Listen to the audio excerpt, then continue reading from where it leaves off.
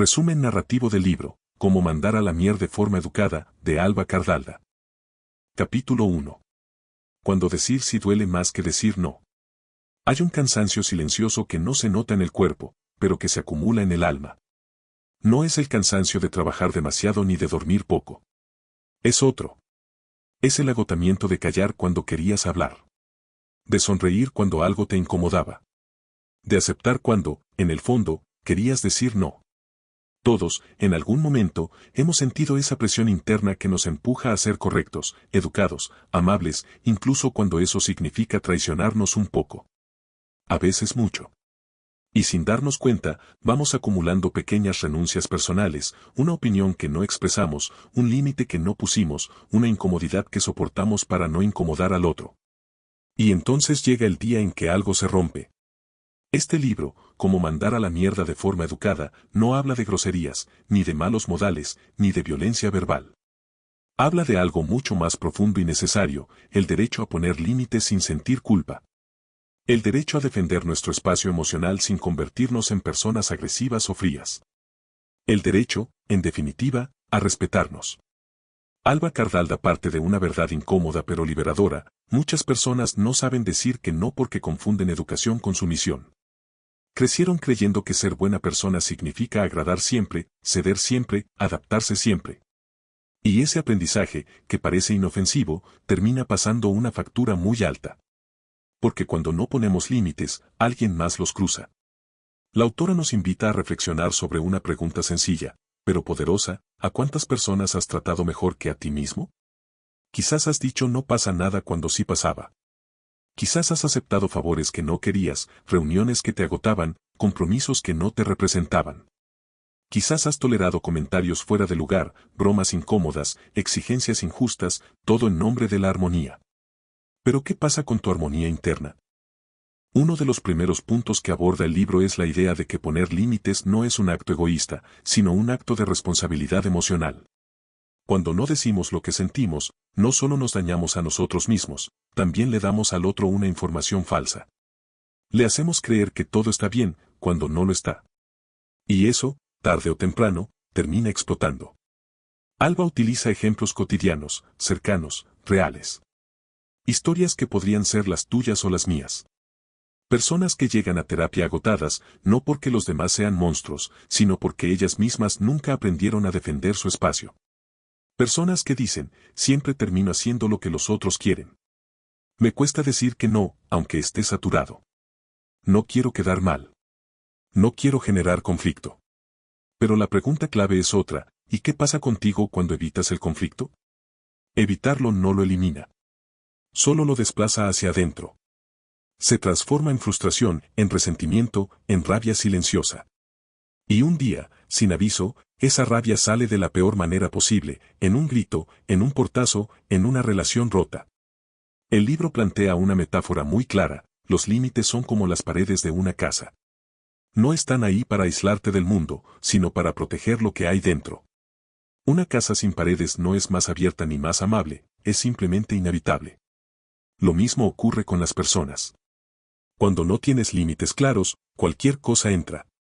Cualquier exigencia, cualquier opinión, cualquier invasión emocional. Y vivir así es vivir en constante alerta. Alba Cardalda insiste en que aprender a decir hasta aquí no es un proceso instantáneo. No se trata de volverse duro de un día para otro, ni de empezar a confrontar a todo el mundo. Se trata de algo más sutil y profundo: aprender a escucharte. Porque nadie puede defender un límite que no reconoce. Muchas personas no saben que les molesta hasta que ya están desbordadas. Han normalizado tanto el malestar que lo confunden con su forma de ser. Creen que así son, cuando en realidad están sobrecargadas emocionalmente. El primer paso, nos dice el libro, es prestar atención a esas señales internas: la incomodidad, el nudo en el estómago, el cansancio emocional, la sensación de estar haciendo algo en contra de uno mismo. Esas señales no son exageraciones. Son mensajes. Mensajes que dicen: aquí hay un límite que no estás respetando. Este capítulo inicial no busca enseñarte frases perfectas ni técnicas sofisticadas. Busca algo más importante: despertar conciencia. Hacerte ver que el problema no es que seas demasiado sensible, ni demasiado bueno, ni demasiado educado. El problema es que nadie te enseñó que tu bienestar también importa.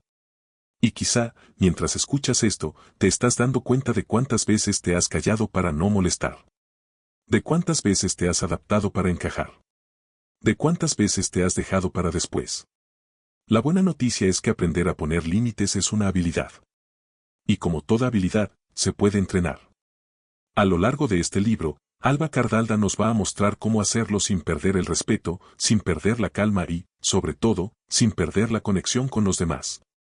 Porque mandar a la mierda de forma educada no es destruir relaciones, es sanearlas. Es dejar de vivir desde el miedo al rechazo y empezar a vivir desde el respeto propio. Y ahora te pregunto, antes de avanzar, ¿a quién necesitas decirle no, para poder decirte sí a ti? En el próximo capítulo comenzaremos a explorar por qué nos cuesta tanto poner límites y de dónde nace ese miedo tan profundo a decepcionar a los demás. Capítulo 2. El miedo a decepcionar, la raíz invisible de nuestros silencios. Detrás de cada límite que no ponemos, casi siempre hay un miedo. No un miedo evidente, sino uno profundo, aprendido, silencioso. No es miedo a gritar ni a discutir. Es miedo a decepcionar. A no gustar. A perder el afecto del otro. Alba Cardalda pone el foco justo ahí, en esa necesidad casi automática de aprobación que muchas personas arrastran desde hace años, incluso desde la infancia, sin ser del todo conscientes de ello. Porque nadie nace con miedo a decir lo que piensa. Ese miedo se aprende. Se aprende cuando, de pequeños, nos premiaban por portarnos bien, por no molestar, por adaptarnos. Se aprende cuando entendemos que el cariño llega cuando complacemos, cuando no incomodamos, cuando hacemos lo esperado. Poco a poco, el mensaje se va grabando: para ser querido, no debo causar problemas. Y así, sin darnos cuenta, empezamos a asociar el amor con la renuncia. Renunciar a lo que sentimos. Renunciar a lo que necesitamos. Renunciar a lo que queremos decir. El libro explica que muchas personas adultas siguen actuando desde ese niño o niña interior que aprendió que el conflicto es peligroso. Que decir no puede significar rechazo. Que poner límites puede significar soledad. Y aquí aparece una pregunta clave que atraviesa todo este capítulo: ¿prefieres ser querido por quien no eres, o respetado siendo quien realmente eres? Alba comparte historias de personas que viven atrapadas en relaciones donde siempre ceden. En el trabajo, aceptan más tareas de las que pueden manejar. En la familia, asumen responsabilidades que no les corresponden. En la pareja, callan lo que les duele para no generar discusiones. Externamente parecen personas fuertes, responsables, incluso admiradas. Pero internamente están agotadas. Vacías. Con la sensación constante de que nadie las cuida, cuando en realidad son ellas mismas las que se han abandonado. Uno de los puntos más importantes de este capítulo es entender que el miedo a decepcionar no tiene que ver con el otro, sino con nuestra propia historia emocional. No es que las personas a nuestro alrededor sean frágiles. Es que nosotros creemos que no soportarán nuestra verdad. Creemos que si decimos lo que pensamos, nos dejarán de querer. Creemos que si ponemos límites, nos verán como egoístas. Creemos que si priorizamos nuestro bienestar, perderemos vínculos importantes. ¿Pero es realmente así? Alba plantea algo que incomoda, pero libera: las relaciones que solo sobreviven cuando te callas, no son relaciones sanas. Son acuerdos implícitos donde uno da y el otro recibe. Donde uno se adapta y el otro decide. Y ese tipo de vínculo no se rompe por poner límites. Se rompe cuando los límites nunca existieron. El libro utiliza una metáfora muy clara: imagina que siempre estás disponible para los demás, a cualquier hora, para cualquier cosa. Como una tienda abierta 24 horas.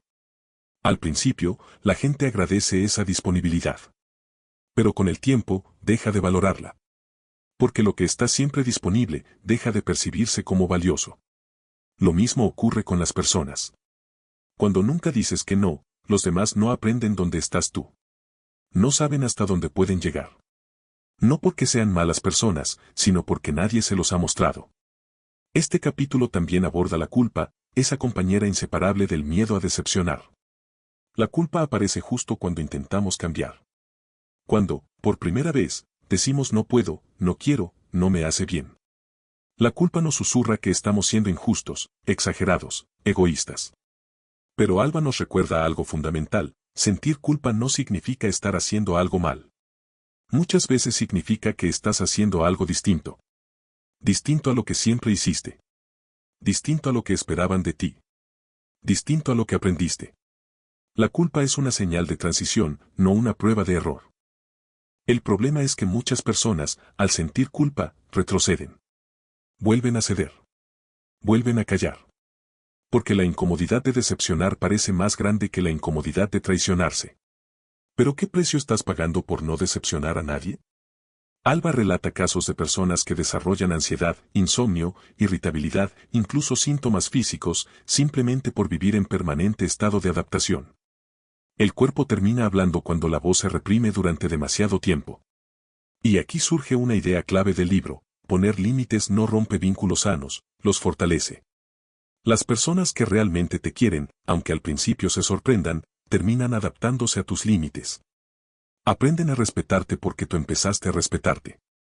En cambio, quienes solo estaban cómodos con tu silencio, se incomodan. Y esa incomodidad no es culpa tuya. Este capítulo invita a revisar una creencia muy arraigada: pensar que decir lo que uno siente es un acto agresivo. Alba explica que no es lo mismo ser agresivo que ser asertivo. La agresividad busca dañar. La asertividad busca expresarse sin dañar. Decir esto no me gusta no es atacar. Decir esto me hace daño no es manipular. Decir hasta aquí llego no es rechazar al otro. Es cuidarte. Y quizá una de las frases más potentes de este capítulo es esta idea: cuando te traicionas para que te quieran, el precio siempre lo pagas tú. El miedo a decepcionar puede hacerte perder relaciones, sí. Pero no por poner límites, sino por sostener relaciones donde nunca fuiste tú. Al cerrar este capítulo, Alba deja una reflexión que resuena profundamente: no estás aquí para cumplir expectativas ajenas a costa de tu bienestar. Estás aquí para vivir una vida que no te obligue a esconderte. Y ahora te pregunto a ti, ¿qué estás escuchando? ¿A quién sigues intentando no decepcionar, incluso cuando eso significa decepcionarte a ti? En el próximo capítulo empezaremos a ver cómo empezar a poner límites sin culpa, sin gritos y sin convertirte en alguien que no quieres ser. Capítulo 3. La culpa no es una alarma, es un aprendizaje. Si hay algo que aparece casi de inmediato cuando una persona empieza a poner límites, es la culpa. No falla. Da igual si el límite es pequeño o grande, si se expresa con calma o con cuidado. La culpa llega igual. Y muchas veces llega con fuerza. Alba Cardalda dedica este capítulo a desmontar una de las trampas emocionales más profundas que tenemos: creer que sentir culpa significa estar haciendo algo mal. Pero no siempre es así. La autora explica que la culpa, en muchos casos, no es una brújula moral, sino un residuo del aprendizaje. Es la consecuencia lógica de haber vivido durante años priorizando a los demás por encima de uno mismo. Cuando rompes ese patrón, el cuerpo y la mente reaccionan como si algo estuviera fuera de lugar.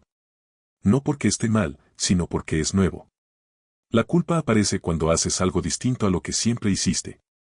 Cuando dejas de estar disponible. Cuando te eliges. Cuando te sales del papel que los demás conocen y esperan de ti.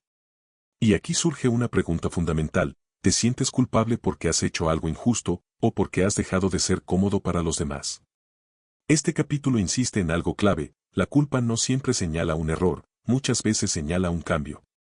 Y todo cambio genera resistencia interna, sobre todo cuando va en contra de lo que aprendimos desde pequeños. Alba explica que muchas personas crecieron en entornos donde el afecto estaba condicionado. Donde ser querido significaba obedecer, cumplir, no quejarse. En esos contextos, la culpa se convierte en una herramienta de control emocional. No hace falta que nadie te reproche nada, tú mismo te reprochas por dentro. Por eso, cuando empiezas a decir no, aparece esa voz interna que dice: estás siendo egoísta. Podrías haber hecho un esfuerzo más. No era para tanto. Seguro exageras. Pero el libro es muy claro: si cada vez que te eliges te sientes egoísta, no es porque lo seas, es porque no estás acostumbrado a hacerlo. La autora comparte casos reales de personas que, al empezar a poner límites, sienten más culpa que alivio. Y eso las confunde. Esperaban sentirse liberadas, pero se sienten incómodas. Dudan. Piensan en volver atrás. Aquí Alba introduce una idea poderosa: la culpa no desaparece cuando empiezas a cuidarte, desaparece cuando normalizas cuidarte. Al principio duele. Luego se vuelve neutro. Finalmente, se vuelve natural. Otro punto importante de este capítulo es diferenciar entre culpa sana y culpa aprendida. La culpa sana aparece cuando hacemos daño a alguien de forma consciente o irresponsable. Nos invita a reparar, a reflexionar, a asumir consecuencias. La culpa aprendida, en cambio, aparece cuando haces algo legítimo, necesario, justo para ti, pero que incomoda a otros. Esa culpa no te mejora como persona, solo te devuelve al lugar donde siempre estuviste, el lugar del sacrificio silencioso. Alba usa una metáfora muy clara: imagina que toda la vida has caminado encorvado para pasar por puertas bajas. Un día te das cuenta de que puedes caminar erguido. Al principio, el cuerpo duele. No porque estés haciendo algo mal, sino porque te estás enderezando después de años de mala postura. La culpa funciona igual. Este capítulo también aborda una trampa muy común: justificar constantemente tus límites. Explicarlos en exceso. Pedir perdón por ellos. Disfrazarlos de excusas. Perdona, es que estoy cansado, lo siento, pero ahora no puedo. Perdón, igual es una tontera, pero... Alba explica que cuando justificas demasiado un límite, en el fondo estás pidiendo permiso para tenerlo. Y los límites no se piden, se comunican. No necesitas convencer a nadie de que tu cansancio es válido. No necesitas demostrar que tu malestar es real. No necesitas argumentos largos para proteger tu espacio. Un límite no es un juicio contra el otro. Es una declaración sobre ti. Este capítulo invita a tolerar la incomodidad inicial. A no huir de la culpa de inmediato. A observarla sin obedecerla. Porque cada vez que retrocedes por culpa, refuerzas el mensaje interno de que tus necesidades valen menos. Alba insiste en algo que libera mucho: sentir culpa no te obliga a actuar en su dirección. Puedes sentirla y aún así mantener tu límite. Puedes sentir incomodidad y seguir adelante. Puedes sentir miedo y no retroceder. Puedes sentir culpa y no ceder. Eso también es fortaleza emocional. Al final del capítulo, la autora deja una idea que atraviesa todo el libro: aprender a poner límites no es volverte frío, es volverte honesto. Contigo y con los demás. La culpa, poco a poco, deja de ser una enemiga cuando entiendes su origen. Cuando ves que no aparece porque estés dañando a alguien, sino porque estás dejando de dañarte a ti. Y entonces algo cambia. Empiezas a sentir algo nuevo: respeto propio. Tal vez pequeño al principio. Inestable. Pero real. Y ahora te pregunto, antes de avanzar, ¿a cuántas cosas has dicho sí solo para no sentir culpa, aunque sabías que ese sí te iba a costar caro? En el próximo capítulo entraremos en algo muy concreto: cómo decir lo que necesitas sin atacar, sin gritar y sin romperte por dentro. Capítulo 4. Decir lo que necesitas sin atacar ni desaparecer. Una de las grandes confusiones que aborda Alba Cardalda en este libro es la idea de que solo existen dos formas de relacionarse: o te callas y aguantas, o explotas y hieres. Muchas personas viven atrapadas entre esos dos extremos, sin saber que existe un punto intermedio mucho más sano. Ese punto intermedio es la comunicación clara. Este capítulo es clave porque desmonta el mito de que poner límites implica confrontación, drama o conflicto permanente. La autora insiste en algo muy sencillo, pero profundamente transformador: se puede ser firme sin ser agresivo, y se puede ser respetuoso sin desaparecer. El problema es que muchas personas no dicen lo que necesitan cuando aún están tranquilas. Lo dicen cuando ya están desbordadas. Y cuando el límite llega tarde, suele salir torcido. Sale con ironía. Sale con reproches acumulados. Sale con rabia contenida. Y entonces el mensaje se distorsiona. Alba explica que la mayoría de los conflictos no nacen por lo que se dice, sino por cuándo y cómo se dice. Cuando pasas demasiado tiempo callando, el límite deja de ser una expresión de autocuidado y se convierte en una descarga emocional. Por eso este capítulo propone algo fundamental: hablar antes de explotar. Pero para hacerlo, primero necesitas saber qué necesitas. Y esto no siempre es tan evidente como parece. Muchas personas solo saben que están incómodas, pero no saben exactamente por qué. Sienten malestar, pero no lo han traducido en palabras. Aquí la autora invita a hacer un ejercicio interno muy sencillo: detenerte y preguntarte qué es exactamente lo que te molesta. No lo que el otro hizo, sino lo que eso te generó a ti. Porque el límite no se construye acusando, sino explicando. No es lo mismo decir: tú siempre haces lo que quieres, que decir: Cuando esto pasa, me siento ignorado y necesito que lo tengamos en cuenta. La diferencia es enorme. Alba insiste en que comunicar un límite no es hacer un juicio moral sobre el otro. No se trata de decir quién está bien o mal. Se trata de expresar una necesidad personal. Y aquí aparece una idea muy importante del libro: hablar desde el yo no es debilidad, es claridad. Cuando hablas desde el yo, reduces la defensiva del otro y te haces responsable de tu experiencia. No acusas, no atacas, no generalizas. Simplemente nombras lo que necesitas. Este capítulo está lleno de ejemplos cotidianos. Situaciones laborales, familiares, de pareja, de amistad. En todas ellas se repite el mismo patrón: cuando una persona aprende a expresarse con claridad, muchos conflictos se reducen de forma natural. No porque el otro cambie mágicamente, sino porque ya no hay confusión. Uno de los puntos más interesantes que plantea Alba es que muchas personas esperan que los demás adivinen sus límites. Creen que si algo les molesta, el otro debería notarlo. Pero la realidad es que nadie puede respetar un límite que no conoce. Esperar que el otro lo intuya es una forma de volver a callar. Y cuando el otro no lo adivina, aparece la frustración, el resentimiento, la sensación de no ser tenido en cuenta. Pero ¿cómo va a tenerte en cuenta a alguien si nunca le dijiste dónde estabas tú? Este capítulo también aborda el miedo a incomodar. Alba es muy clara: poner límites incomoda, al menos al principio. Y eso no significa que lo estés haciendo mal. Significa que estás rompiendo una dinámica previa. Cuando cambias tu forma de comunicarte, el entorno se desajusta un poco. Las personas necesitan tiempo para adaptarse. Y ese momento de incomodidad es inevitable. Pero aquí viene algo clave: incomodar no es dañar. Puedes incomodar al decir que no. Puedes incomodar al expresar un límite. Puedes incomodar al no estar disponible. Eso no te convierte en una mala persona. Te convierte en una persona honesta. El problema, explica Alba, es que muchas personas prefieren dañarse a sí mismas antes que incomodar a otros. Y eso, a largo plazo, tiene consecuencias profundas: relaciones desbalanceadas, desgaste emocional, pérdida de identidad. Este capítulo también habla del silencio como forma de agresión hacia uno mismo. Callar no siempre es paz. A veces es abandono personal. Y aquí surge una frase muy potente del libro: lo que no se dice, se actúa. Si no expresas tu malestar, terminará saliendo en forma de distancia, frialdad, ironía o explosión. Por eso aprender a decir lo que necesitas no es solo un acto de comunicación, es un acto de prevención emocional. Alba propone empezar poco a poco. No con grandes discursos ni confrontaciones dramáticas, sino con límites pequeños, cotidianos, claros. Decir ahora no puedo, prefiero hacerlo de otra forma, esto no me hace bien. No necesitas justificarte en exceso. No necesitas explicar toda tu historia. No necesitas convencer. Tu límite no es una negociación. Este capítulo cierra con una reflexión que invita a la honestidad radical: si no te atreves a decir lo que necesitas, vivirás esperando que los demás adivinen algo que ni tú mismo has aclarado del todo. Y eso es agotador. Poner límites no te aleja de las personas correctas. Te acerca a relaciones más reales, más limpias, más equilibradas.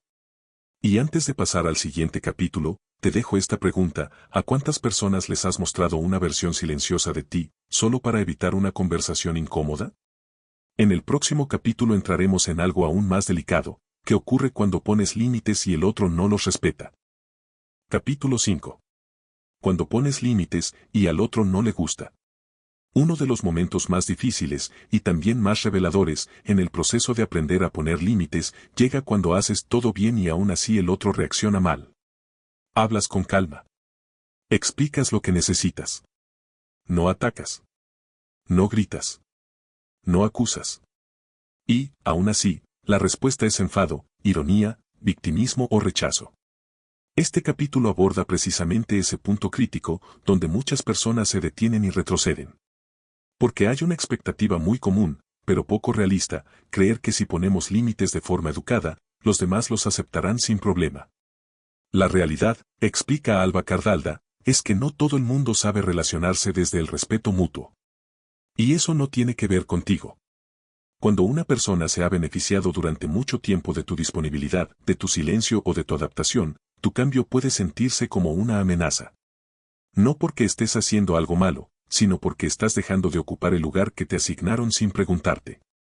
Y aquí aparece una verdad incómoda, no todo el mundo quiere que pongas límites. Algunos solo querían que siguieras siendo fácil. Este capítulo invita a dejar de medir la validez de tus límites según la reacción del otro. Porque si haces eso, volverás a ceder cada vez que alguien se moleste. Y entonces tus límites dependerán del estado emocional ajeno, no de tu bienestar. Alba es muy clara, la reacción del otro no define si tu límite es justo. Solo define cómo esa persona gestiona la frustración. En este punto, la autora describe varias reacciones habituales cuando alguien empieza a poner límites. Algunas personas se enfadan. Otras se hacen las víctimas. Otras minimizan lo que sientes. Otras intentan hacerte sentir culpable. Otras simplemente ignoran el límite y actúan como si no lo hubieras dicho. Todas esas reacciones tienen algo en común, buscan que vuelvas atrás. Y aquí surge una pregunta clave que atraviesa todo el capítulo: ¿vas a medir tu autocuidado por la comodidad de los demás? Alba explica que cuando pones límites, estás reordenando una relación. Estás diciendo esto ya no funciona así. Y cualquier cambio en una dinámica genera resistencia. No porque sea malo, sino porque rompe lo conocido. El problema aparece cuando interpretas esa resistencia como una señal de que te equivocaste. Este capítulo insiste en algo fundamental: incomodar no es fallar. Molestar no es hacer daño. Enfadarse no es lo mismo que ser herido. Muchas personas confunden la incomodidad del otro con un daño real y por eso se retractan. Pero la incomodidad es parte natural del ajuste relacional. Es el precio del equilibrio. Alba comparte historias de personas que, al empezar a poner límites, reciben comentarios como: antes no eras así. Te estás volviendo egoísta. Ya no se puede hablar contigo. Siempre tan susceptible. Y aquí la autora hace una observación muy importante: cuando alguien dice antes no eras así, muchas veces lo que realmente quiere decir es antes me resultabas más cómodo. Este capítulo también aborda algo doloroso pero necesario: hay relaciones que no sobreviven a los límites. No porque los límites sean destructivos, sino porque la relación estaba basada en la renuncia de una de las partes. Cuando dejas de ceder, la relación pierde su sostén. Y aunque eso duele, también aclara. Alba no romantiza este proceso. Reconoce que poner límites puede traer pérdidas. Puede generar distancias. Puede implicar despedidas. Pero también afirma algo muy poderoso: perder una relación donde no podías ser tú no es un fracaso, es una consecuencia lógica del crecimiento. Este capítulo invita a sostener el límite incluso cuando el otro insiste. Incluso cuando te mira mal. Incluso cuando intenta negociar algo que no es negociable para ti. Porque si cada límite termina siendo una discusión interminable, en realidad no era un límite, era una sugerencia. Alba insiste en que no necesitas convencer al otro para que te respete. No necesitas que esté de acuerdo. No necesitas que lo entienda. Solo necesitas mantener coherencia entre lo que dices y lo que haces. Decir no y luego ceder confunde. Decir hasta aquí y luego retroceder debilita. Decir esto no me hace bien y volver a permitirlo, te vuelve a dañar. El respeto no se exige, se construye con coherencia. Este capítulo también toca un punto muy sensible: el miedo a quedarte solo. Muchas personas prefieren relaciones incómodas antes que la soledad. Prefieren adaptarse antes que arriesgarse a perder vínculos. Pero Alba plantea algo que resuena profundo: la soledad que más duele no es estar solo, es estar acompañado y sentirte invisible. Aprender a sostener tus límites es aprender a elegir relaciones donde no tengas que encogerte para encajar. El capítulo cierra con una reflexión muy clara: si alguien se aleja cuando empiezas a respetarte, quizá no estaba tan cerca como creías. Y antes de avanzar, te dejo esta pregunta para que la sientas de verdad: ¿a quién estás protegiendo cuando abandonas tus límites y a quién estás dejando solo cuando lo haces? En el próximo capítulo hablaremos de algo esencial: cómo sostener los límites en el tiempo sin endurecerte ni perder sensibilidad. Capítulo 6. Sostener los límites sin endurecerte por dentro. Después de poner un límite y atravesar la incomodidad inicial, aparece un nuevo desafío: sostenerlo en el tiempo sin convertirte en alguien rígido, distante o desconectado emocionalmente. Muchas personas temen esto. Temen que, al aprender a decir no, se vuelvan frías. Que al protegerse, pierdan sensibilidad. Que al cuidarse, dejen de querer. Alba Cardalda dedica este capítulo a desmontar esa idea. Porque poner límites no te endurece.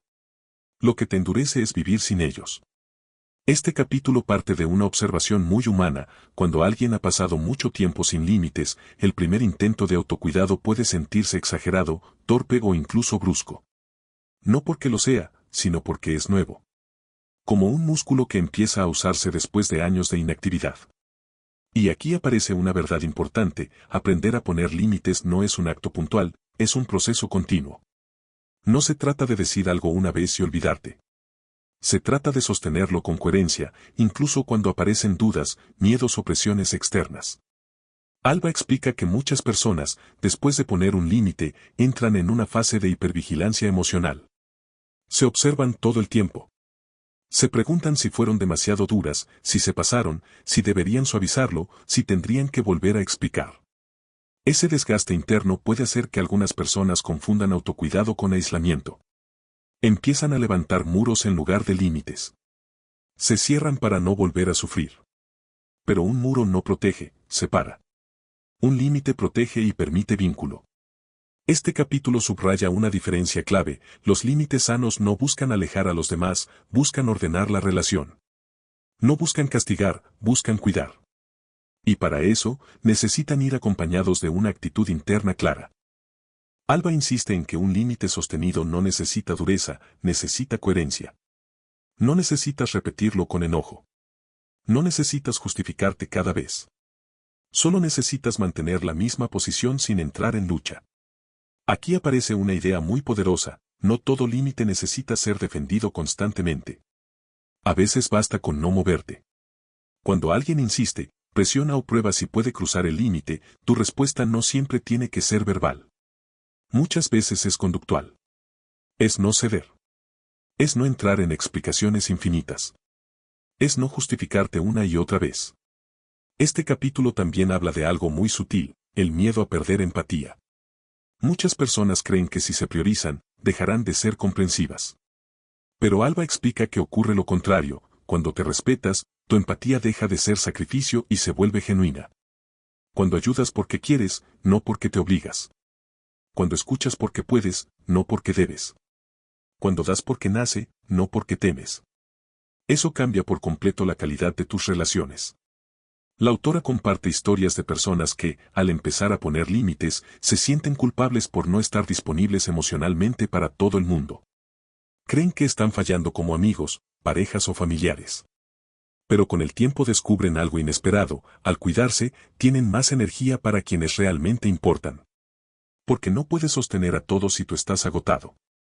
Este capítulo invita a revisar una creencia muy extendida: pensar que ser buena persona implica estar siempre disponible. Alba es clara: estar siempre disponible no es bondad, es desregulación emocional. Las personas sanas saben cuándo estar y cuándo no. Saben decir ahora no puedo sin dejar de ser afectuosas. Saben acompañar sin desaparecerse a sí mismas. Otro punto importante que se aborda aquí es el miedo a cambiar de rol. Cuando empiezas a poner límites, las personas a tu alrededor necesitan recolocarte mentalmente. Ya no eres el que siempre está, la que siempre ayuda, el que nunca dice que no. Y ese cambio puede generar fricción. Alba invita a tolerar ese periodo de reajuste sin interpretarlo como un fracaso. Las relaciones necesitan tiempo para adaptarse a una nueva forma de vincularse. Y ese tiempo puede ser incómodo, pero también es necesario.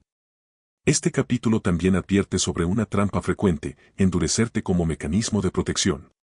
Algunas personas, después de haber sido sobrepasadas durante años, confunden límite con frialdad.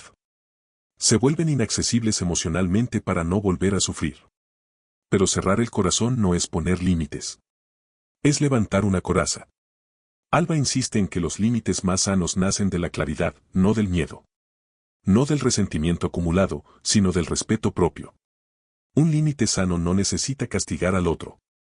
No necesita distancia excesiva. No necesita superioridad moral. Solo necesita firmeza tranquila. El capítulo cierra con una reflexión profunda: aprender a sostener límites es aprender a confiar en ti.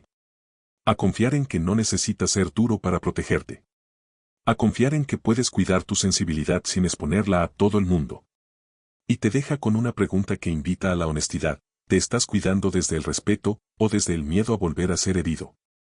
En el próximo capítulo hablaremos de algo esencial para muchas personas, como poner límites con quienes más queremos, sin romper el vínculo ni rompernos por dentro. Capítulo 7. Poner límites a quienes amas sin romper el vínculo. Si poner límites ya es difícil, hacerlo con las personas que amas puede sentirse casi imposible. Familia, pareja, amigos cercanos. Personas con historia compartida, con afecto profundo, con lealtades invisibles. Aquí el miedo no es solo incomodar. Aquí el miedo es herir, perder, decepcionar a quienes más importan. Alba Cardalda dedica este capítulo a uno de los temas más delicados del libro, porque es donde muchas personas se quedan atrapadas durante años. Aceptan que necesitan límites, los ponen con desconocidos, con compañeros de trabajo, incluso con amistades lejanas, pero no con su círculo más íntimo. Y la razón es clara, ahí es donde más duele. Este capítulo comienza con una idea contundente: amar no significa aguantarlo todo. Confundir amor con sacrificio constante es una de las trampas emocionales más comunes y más dañinas. Muchas personas creen que, si quieren a alguien, deben adaptarse siempre. Que el amor implica renuncia permanente. Que poner límites en la familia o en la pareja es señal de frialdad o falta de compromiso. Pero Alba plantea una verdad profunda: el amor que exige que te borres no es cuidado, es dependencia. La autora explica que las relaciones más cercanas suelen tener límites más difusos.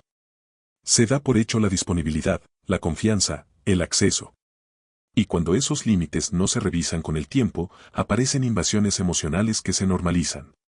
Opiniones no pedidas. Demandas constantes. Expectativas implícitas. Culpas heredadas. Y como hay amor, se tolera. Se justifica. Se calla. Pero el cuerpo no olvida. Este capítulo muestra cómo muchas personas llegan al agotamiento emocional precisamente por no haber sabido poner límites en los vínculos más importantes. No porque no amen, sino porque aman sin protegerse. Alba introduce aquí una distinción fundamental: poner límites no es querer menos, es querer mejor. Es dejar de amar desde el miedo a perder y empezar a amar desde el respeto mutuo. Uno de los grandes obstáculos que aparecen en este punto es la culpa. La culpa por decirle que no a tu madre. Por poner un límite a tu pareja. Por no estar siempre disponible para un amigo que atraviesa un mal momento. La autora es clara: cuidar a otros no puede implicar abandonarte a ti. Si para sostener una relación tienes que anularte, esa relación está desequilibrada. Y tarde o temprano, ese desequilibrio pasa factura. Este capítulo aborda con especial cuidado el tema familiar. Alba explica que muchas dinámicas familiares se sostienen por inercia. Roles que se repiten generación tras generación.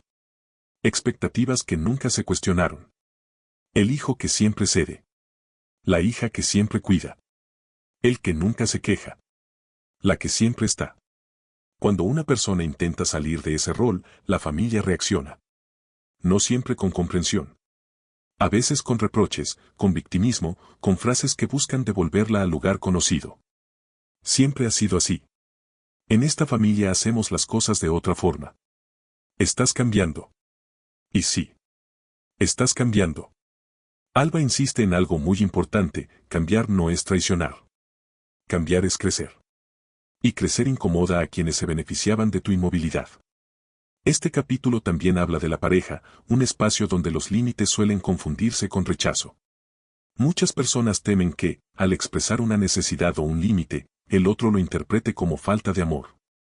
Pero la autora plantea una idea clave: una pareja que no tolera tus límites, no tolera tu individualidad. El amor sano no exige fusión constante. Permite espacios. Permite diferencias. Permite decir esto no me hace bien sin que eso se viva como un ataque. Alba comparte ejemplos de parejas que mejoran cuando empiezan a comunicarse con honestidad. No porque desaparezcan los conflictos, sino porque dejan de esconderlos. Se habla antes de que el malestar se transforme en distancia o resentimiento. Este capítulo también advierte sobre una trampa muy frecuente: postergar los límites por amor. Esperar a que el otro cambie solo. Aguantar un poco más. Ceder una vez más. Pero el amor no debería doler en silencio. Si amas a alguien, mereces poder ser tú frente a esa persona. No una versión reducida, complaciente o agotada. El capítulo cierra con una reflexión profunda y necesaria: poner límites a quienes amas no rompe el vínculo, lo vuelve más honesto. Y si un vínculo se rompe cuando empiezas a cuidarte, quizás no era tan sólido como parecía. Amar no es desaparecer. Cuidar no es callar. Respetar no es ceder siempre. Y antes de avanzar, te dejo esta pregunta para que resuene: ¿en qué relación has confundido amor con aguante, y qué precio estás pagando por ello? En el próximo capítulo hablaremos de algo que muchas personas temen reconocer: cómo poner límites cuando el otro no quiere cambiar y tú ya no puedes seguir igual. Capítulo 8. Cuando el otro no cambia y tú ya no puedes seguir igual. Llega un punto en el camino de poner límites en el que aparece una realidad difícil de aceptar: no todas las personas van a cambiar. No todas van a adaptarse. No todas van a respetar tus límites, por mucho que los comuniques con claridad, calma y respeto. Este capítulo habla de ese momento exacto. El momento en que ya hablaste. Ya explicaste. Ya intentaste. Y aún así, nada cambia. Alba Cardalda aborda este tema con mucha honestidad, porque aquí es donde muchas personas se rompen por dentro. Siguen insistiendo, esperando, justificando. Se dicen a sí mismas que el otro necesita tiempo, que no es mala persona, que tiene su historia, que no sabe hacerlo mejor. Y todo eso puede ser cierto. Pero hay una pregunta que no se puede seguir esquivando: ¿hasta cuándo puedes sostener una relación que te desgasta?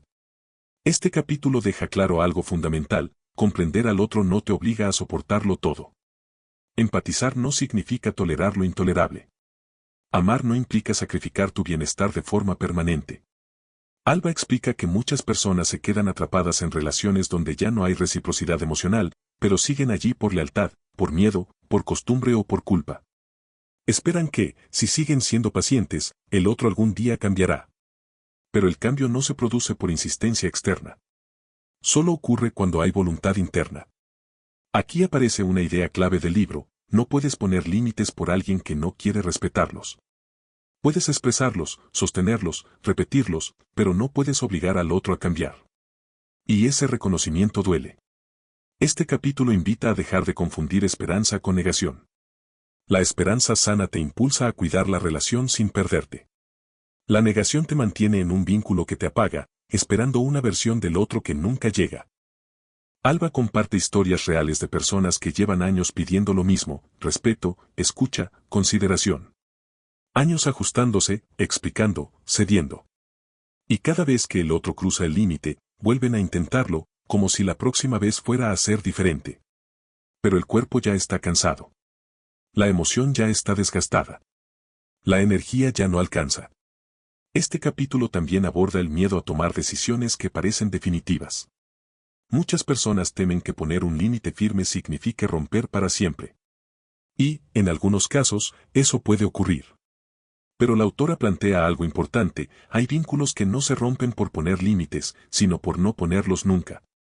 Cuando una relación se sostiene solo porque una parte aguanta, no es una relación equilibrada. Es una carga emocional. Alba invita a revisar una creencia muy arraigada: pensar que si el otro no cambia, tú tienes que seguir adaptándote. Pero adaptarte sin límite no es amor, es autoabandono. Este capítulo es especialmente honesto al decir que, a veces, el límite no es una frase. Es una decisión. Es tomar distancia. Es reducir el contacto. Es cambiar la forma de vincularte. Es aceptar que esa persona no puede ocupar el mismo lugar en tu vida. Y eso no te convierte en una mala persona. Te convierte en una persona que se cuida.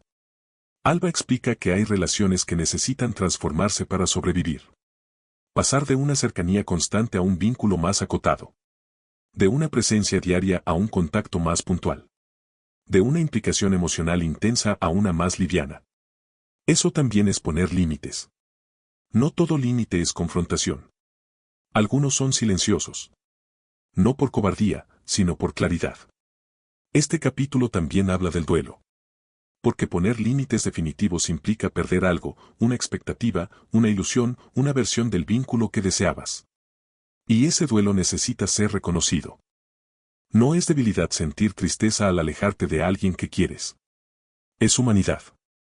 Pero quedarte en un vínculo que te daña no es amor propio, es miedo.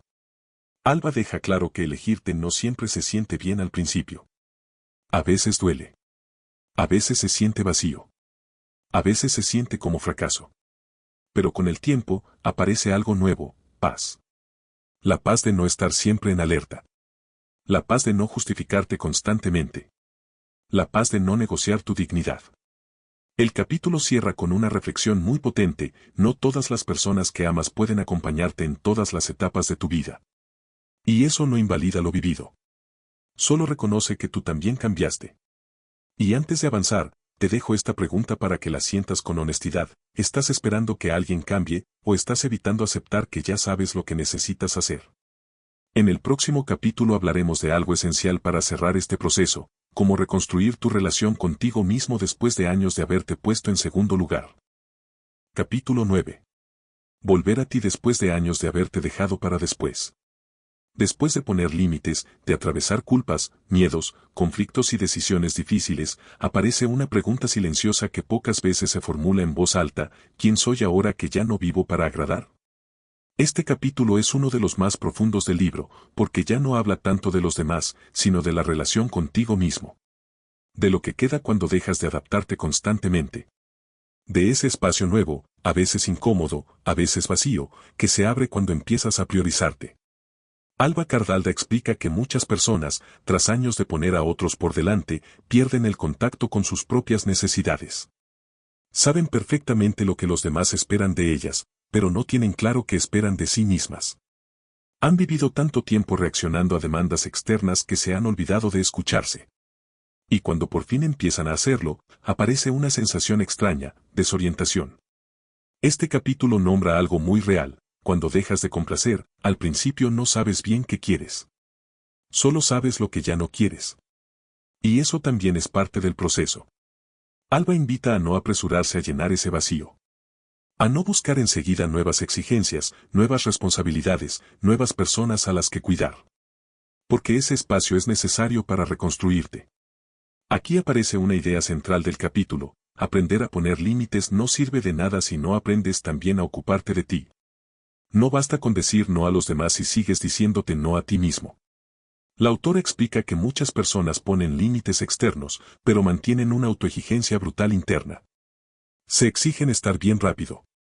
Superarlo todo. No dudar. No mirar atrás. Y eso también es una forma de violencia hacia uno mismo. Reconstruirte lleva tiempo. Este capítulo habla de la importancia de escucharte sin juicio. De permitirte descansar sin sentir culpa. De preguntarte qué necesitas ahora, no lo que deberías necesitar. Porque después de años de adaptación, tus necesidades no aparecen claras ni ordenadas. Aparecen fragmentadas, confusas, a veces contradictorias. Y eso está bien. Alba utiliza una metáfora muy clara: es como entrar a una casa que estuvo mucho tiempo cerrada. Primero hay polvo. Hay cosas fuera de lugar. Hay habitaciones que no recuerdas haber usado. No se ordena todo en un día. Pero esa casa es tuya. Este capítulo también aborda el miedo a la soledad que aparece cuando empiezas a cambiar. No la soledad física, sino la emocional. Esa sensación de no saber bien a dónde perteneces ahora. Ya no encajas del todo en los lugares de antes, pero todavía no construyes los nuevos. Alba es clara: ese tránsito es incómodo, pero necesario. Es el precio de dejar de vivir desde la expectativa ajena. Muchas personas, en este punto, sienten la tentación de volver atrás. De retomar viejas dinámicas solo para recuperar la sensación de familiaridad. Pero la autora advierte: volver a un lugar que ya sabes que te daña no es volver a casa, es retroceder.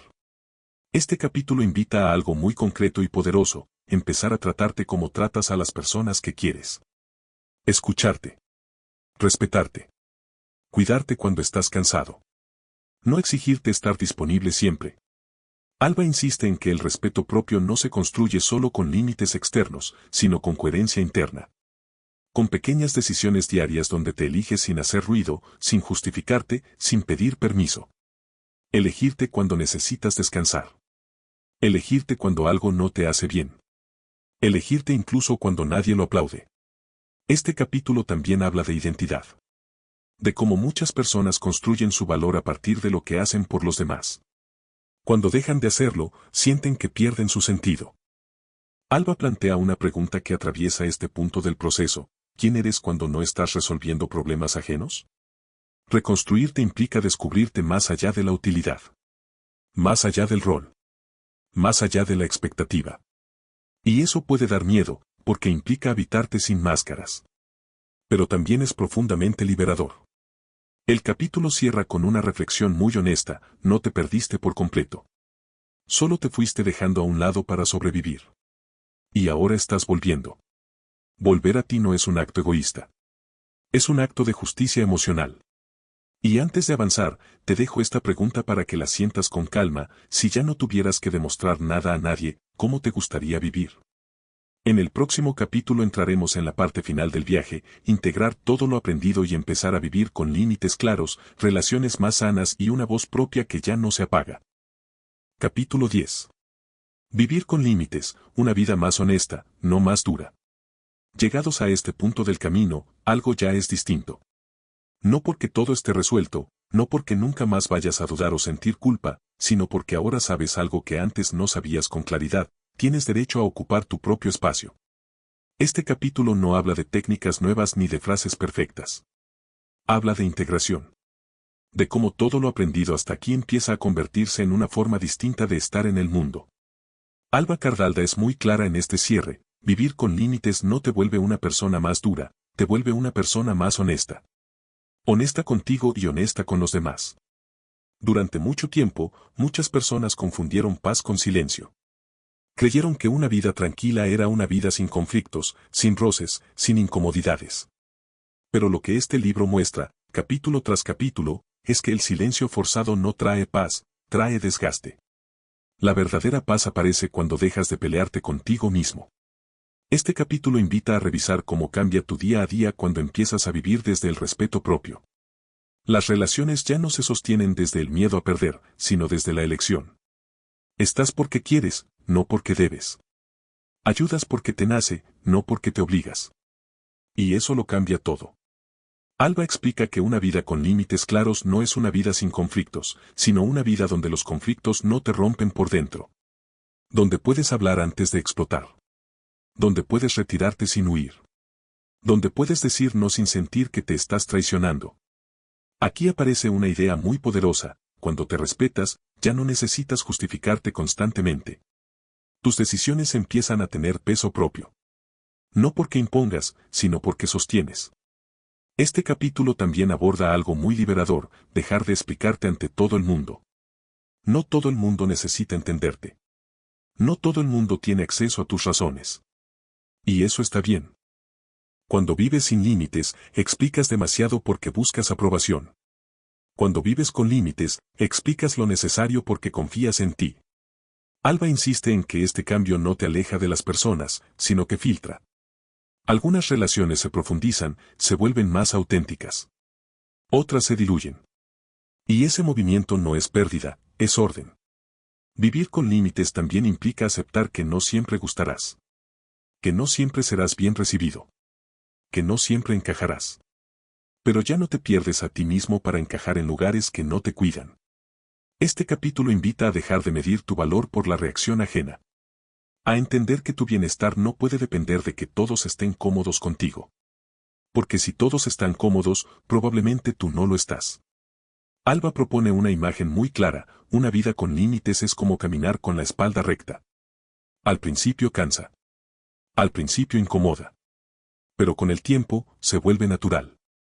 Y entonces te preguntas cómo pudiste vivir tanto tiempo encorvado. Este capítulo también habla de recaídas. Porque las habrá. Días en que vuelvas a callar. Momentos en que cedas por cansancio. Instantes en que dudes de ti. Y la autora es muy clara: eso no invalida el proceso. Aprender a poner límites no es volverte perfecto. Es volverte consciente. Cada vez que te das cuenta antes. Cada vez que hablas un poco más claro. Cada vez que te eliges un poco más rápido. Eso ya es avance. El capítulo cierra con una reflexión que resume todo el libro: mandar a la mierda de forma educada no es rechazar a los demás, es dejar de rechazarte a ti. Es elegir relaciones donde no tengas que desaparecer. Es construir una vida donde tu voz tenga lugar. Es dejar de vivir desde el miedo y empezar a vivir desde el respeto. Y ahora, antes de cerrar este viaje, te dejo una última pregunta, no para responderla rápido, sino para llevarla contigo. ¿Qué cambiaría en tu vida si confiaras plenamente en tu derecho a decir hasta aquí? Reflexión final y cierre. Si has llegado hasta aquí, quizás te has reconocido en muchas de estas páginas. Quizás has entendido que no eras débil, ni exagerado, ni demasiado sensible. Quizás solo estabas cansado de no escucharte. Este libro no te invita a levantar muros ni a alejarte del mundo. Te invita a habitarte. A relacionarte desde un lugar más limpio, más justo, más humano. Porque cuando te respetas, no necesitas mandar a nadie a la miel con rabia. Lo haces con calma, con claridad y con dignidad. Si este resumen resonó contigo, si sentiste que algo se ordenaba por dentro mientras escuchabas, te invito a que sigas acompañándome en este espacio. En mi canal comparto reflexiones, audiolibros y contenidos pensados para crecer, cuestionarnos y vivir con más conciencia. Suscríbete, acompáñame y sigamos conversando. Porque aprender a poner límites también es aprender a vivir mejor.